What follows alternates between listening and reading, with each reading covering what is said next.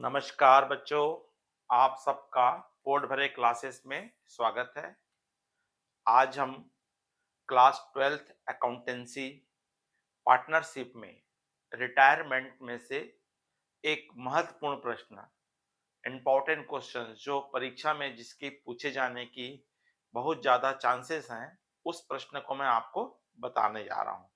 बच्चों, इसमें हमको पुनर्मूल्यांकन खाता, रिवैल्यूएशन अकाउंट और पार्टनर्स कैपिटल अकाउंट्स बनाने के लिए कहा है। तो चलो बच्चों देखते हैं एक न्यूमेरिकल क्वेश्चन हमारा। और न्यूमेरिकल क्वेश्चन हमारा है एक्स वाई और जेड क्रमशः 3:2:1 के अनुपात में लाभ हानि प्रॉफिट एंड लॉस डिस्ट्रीब्यूट करते हैं। उनका 31 दिसंबर 2025 को बैलेंस शीट दिया हुआ है। इसमें आपको जानकारी स्वरूप संपत्ति साइड में, एसेट साइड में आपको कैश इन हैंड दिया है, रोकड़, कैश एट बैंक दिया है, बैंक में रोकड़, डेप्टर्स दिया है, देनदार, स्टॉक दिया है, स्कंद 7,000, प्लांट दिया है 6,000 और बिल्डिंग दिया है 14,000। लायबिलिटी साइड में आपको दिया है, क्रेडिटर्स दिया हुआ है 1,600, जनरल रिजर्व दिया है 6,000 और कैपिटल दिया है एक्स वाई जेड का दोनों तीनों का 10,000 है, 30,000 रुपए।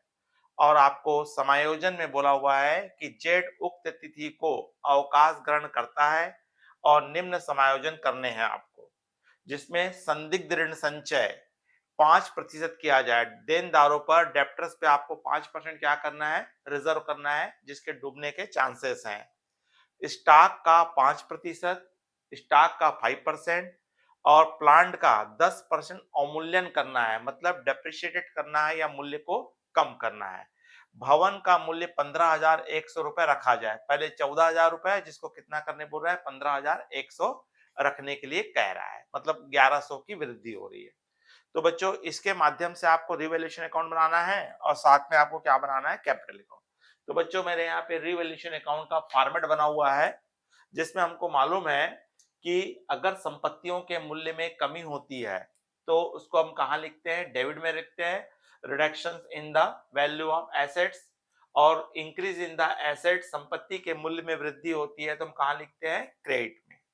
ठीक इसका उल्टा, दायित्व में वृद्धि होती है तो डेबिट में और दायित्व में कमी होती है तो क्रेडिट में। Increase in the value of liabilities को डेबिट में लिखा जाता है और decrease in value of liabilities को कहां लिखा जाता है, क्रेडिट में लिखा जाता है। तो इस क्वेश्चंस में केवल हमको एसेट्स के बारे में बोला हुआ है, इसलिए पहले दो पॉइंट ही हमारे इस प्रश्न में यूज में आ रहे हैं। तो चलिए बच्चों देखते हैं आपको क्या क्या कह रहा है। तो यहाँ बोला हुआ है, पहला एडजस्टमेंट बोलता है देनदारों पर 5% संचय किया जाए और देनदार 9,000 रुपए है। संचय मतलब बेड डेप्स होता है, डूबना होता है। टू डेप्टर्स बोल करके यहाँ पे आप लिख दीजिए। और आपका कितना है, देनदार कितना है, 9,000 रुपए है और 9,000 रुपए का कितना परसेंट बोला है, इसमें 5% बोला है, तो 5% निकाल लीजिए। तो आपका कितना आ जाएगा, 450 आ जाएगा।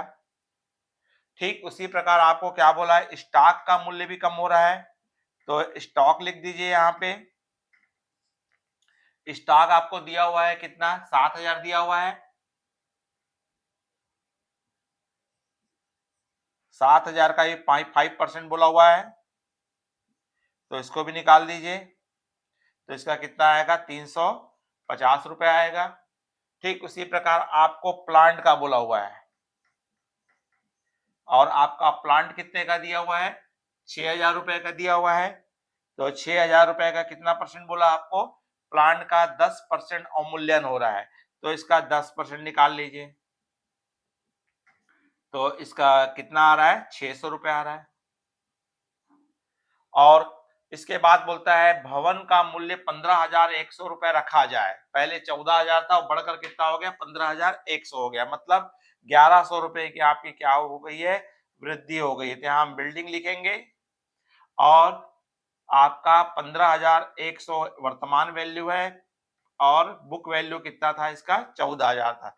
तो 1,100 रुपए की आपकी क्या हो गई है, इसमें वृद्धि हो गई है। इसके अलावा हमको कोई एडजस्टमेंट नहीं है, तो अब इसी के आधार पे आपका निकलेगा। तो आप डेबिट साइड का जोड़ लीजिए। तो डेबिट साइड का आ रहा है आपका 5 5 10, 6 4 10 3 13 और 1 14, 1,400 रुपीज आपका टोटल आ रहा है। डेबिट साइड में ज्यादा आ रहा है। और क्रेडिट साइड में कितना दिया है, 1100 दिया है, अर्थात 300 रुपए का डिफरेंस आ रहा है जो क्रेडिट साइड आ रहा है। और जो क्रेडिट साइड डिफरेंस आता है उसको हम क्या कहते हैं, लॉस कहते हैं। रिवैल्यूएशन से क्या हो गया, इसको लॉस हो गया है। अब इस लॉस को एक्स, वाई और जेड आपस में ये जो रेशियो दिया है 3:2:1 दिया, उसे बांट देंगे। तो 300 रुपीज को आपको बांटना है 3/6, 2/6 और 1/6 से एक बार डिवाइड कर दीजिए।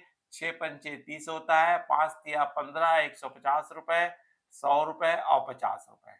तो इस तरह से इन तीनों का लॉस आ जाएगा, पार्टनर्स कैपिटल अकाउंट में बांट देंगे। तो 150 रुपए एक्स कैपिटल अकाउंट में जाएगा, इसके अकाउंट में 100 रुपए, इसके अकाउंट में 50 रुपए। इस तरह से आपको इस रिवैल्यूएशन अकाउंट में 300 रुपए का क्या हुआ बच्चों, लॉस हुआ। अब साथ में इसमें हमको कैपिटल अकाउंट्स बनाने के लिए कहा है।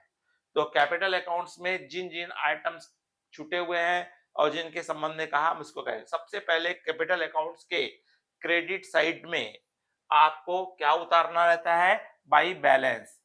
क्या उतारेंगे, by balance brought down. Capital का शेष हमारा है कितना कितना, तीनों की कैपिटल 10-10 हजार रुपए है। अब उसके पश्चात यहाँ पे जनरल रिजर्व दिया हुआ है, ये 6000 भी आपस में पार्टनरों में बढ़ जाएगा। तो जनरल रिजर्व को बांट देंगे हम यहाँ पे। तो जनरल रिजर्व को आप बांटेंगे तो आपको बांटने का आपको 6000 रुपए दिया हुआ है। ये भी आप क्या बटेगा, 3/6, 2/6 और 1/6 से आप पहले डिवाइड कर दीजिए। तो कितना है, 1000 आया। तो इसका कितना आएगा, 3000, 2000 और 1000। तो इस तरह से 3000, 2000 और 1000। और इसके अलावा यहाँ पे आपको कुछ भी नहीं दिया हुआ है। अब रिवैल्यूएशन से लॉस हो गया है तो लॉस तो डेबिट में आता है। तो लॉस को अपन तीनों के काम लिख देंगे, 150 रुपए, आपका 100 रुपए और 50 रुपीज। अब इसका हम बैलेंस निकाल लेंगे। तो इसका बैलेंस निकालेंगे तो इसका हो रहा है 13,000, इसका हो रहा है 12,000 और इसका हो रहा है 11,000। इसमें आपको जेड रिटायर्ड हुआ है तो जेड के बैलेंस को यहाँ पे क्या कहते हैं, लोन अकाउंट कहते हैं। कहाँ ट्रांसफर करते हैं, कुछ नहीं कहा हुआ है। तो लोन अकाउंट में लिख दिया जाता है। तो इसका लोन अकाउंट में लिखेंगे जेड के में। तो कितना आ रहा है आपका, 11,000 आ रहा है। 11,000 में से 50 घटाओगे तो आपका आ जाएगा 10,950 रुपए। अब दोनों बाकी जो पार्टनर रिटायर नहीं हुए हैं उनका हमको क्या लिखना है, बैलेंस शो करना है, बैलेंस सीडी लिखना है। तो आपका आ गया 13,000 में से आपको क्या घटाना है, 150 रुपए घटाना है। तो 13,000 में 150 घटाओगे तो 12,850 आएगा। और 12,000 में से आपको 100 घटाएंगे तो 11,900 आएगा।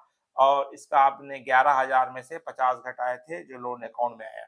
तो इस तरह से बच्चों आपका क्या बनेगा, आपका इस क्वेश्चंस में आपको रिवैल्यूएशन अकाउंट और क्या बनाने बोला है, पार्टनर्स कैपिटल अकाउंट बनाने बोला है।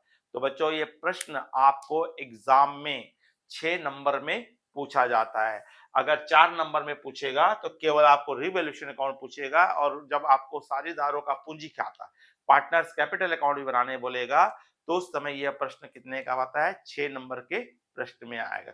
बच्चों ये प्रश्न समझ में, हल समझ में आया होगा तो आप इस वीडियो को लाइक कीजिए, अपने अधिक से अधिक मित्र साथियों को शेयर कीजिए। कंटिन्यूस आप जुड़े रहिए, आपको लगातार इंपॉर्टेंट प्रश्न की सीरीज प्राप्त होते रहेगी। नमस्कार, जय हिंद, जय भारत।